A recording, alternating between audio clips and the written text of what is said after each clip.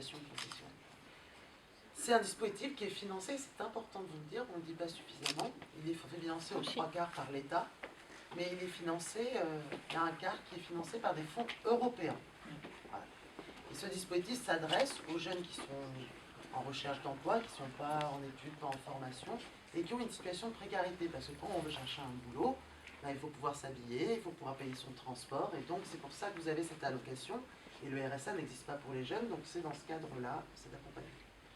Donc il y avait énormément de normes administratives qui étaient aussi demandées à juste titre par l'Union européenne, dans le cadre de l'initiative européenne pour la jeunesse, et c'est dans ce cadre-là. Néanmoins, on a eu des travaux avec eux, et à partir, je ne sais pas si vous avez entendu parler de la loi, j'ai porté la loi travail. J'ai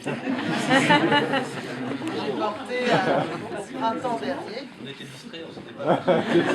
Dans la loi travail, vous qui êtes en garantie jeune, dans la loi travail, ça devient un droit universel, c'est-à-dire que c'est un droit universel à la garantie jeune. Tous les jeunes qui sont en cette situation pourront demander à partir du 1er janvier de rentrer dans la garantie jeune. Et donc on mise sur 150 000 entrées supplémentaires à partir du 1er